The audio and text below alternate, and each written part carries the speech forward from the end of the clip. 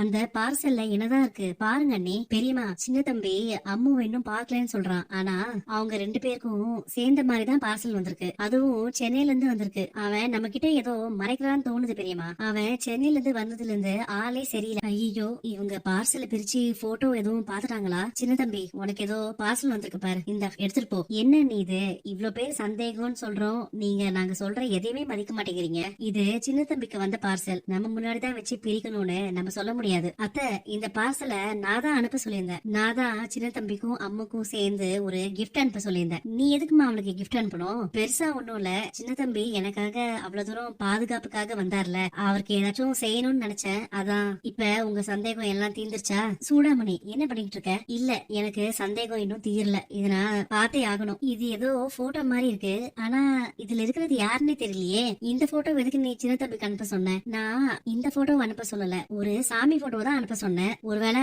மாத்தி அனுப்பிட்டாங்கன்னு நினைக்கிறேன். நீங்க அனுப்பின போட்டோ எங்களோடது இல்ல, மாத்தி அனுப்பிட்டீங்க. அன்னைக்கு காம்படிஷன்ல கலந்த எல்லா ஜோடிக்குமே நாங்க அனுப்பிச்சிருந்தோம். நான் மறுபடியும் அனுப்பிச்சு வைக்கிறேன். நீங்க இந்த அட்ரஸ்க்கு அனுப்ப வேண்டாம். நீங்க இமெயில்ல எங்க போட்டோ அனுப்பி வைக்க முடியுமா? சின்னம்மா உங்ககிட்ட ஒரு விஷயம் சொல்லணும், அதான் வந்தேன். சரி உள்ள வாங்க. இவன் எதுக்கு துளசி ரூம்குள்ள போறான்? சின்னம்மா நீங்க அவங்களுக்கு போன் போட்டு அந்த போட்டோவை அனுப்ப வேணாம்னு சொல்லிடுங்க. ஆமா சின்ன தம்பி, நான் ஏற்கனவே அவங்களுக்கு போன் பண்ணி இன்ஃபார்ம் பண்ணிட்டேன். அவங்க நம்ம போட்டோவை அனுப்ப மாட்டாங்க, பயப்படாதீங்க. அப்பாடா, எனக்கு இப்பதான் நிம்மதியா இருக்கு. நீங்க தான் சும்மா விளையாடலாம், இது சாதா விளையாட்டுதான் சொல்லி கூப்பிட்டீங்க. இப்ப பாருங்க, இனிமேல் நான் எந்த விளையாட்டுக்கும் வரமாட்டேன். சின்னம்மா சின்னம்மா யாரோ கதவை வெளியில இருந்து பூட்டிருக்காங்க. என்னது, கதவை பூட்டிட்டாங்களா? யாரு? போச்சு, நான் இந்த நேரத்துல இங்க வந்திருக்கவே கூடாது. இப்ப என்ன பண்றது? இது பாண்டி பண்ண வேலையா தான் இருக்கும். நாச்சியார் அம்மா கிட்ட இப்ப நம்ம என்ன சொல்றது? எல்லாரும் வாங்க, நம்ம வீட்டுல திருட வந்துட்டான். நான் மொட்டை மாடியில சிக்னல் கிடைக்கலன்னு போன் பேச போயிருந்தேன். அவனை நைஸா ரூம்ல பூட்டி வச்சிருக்கேன். வாங்க. இங்கதான் வந்தான். துளசி உனக்கு ஒண்ணும் இல்லையேமா? துளசி, இங்க திருட எதுவும் வந்தானா? இல்லையே மாமா, அப்படி யாரும் வரலையே. நான் ஏதோ சத்தம் கேட்டுச்சேன்னு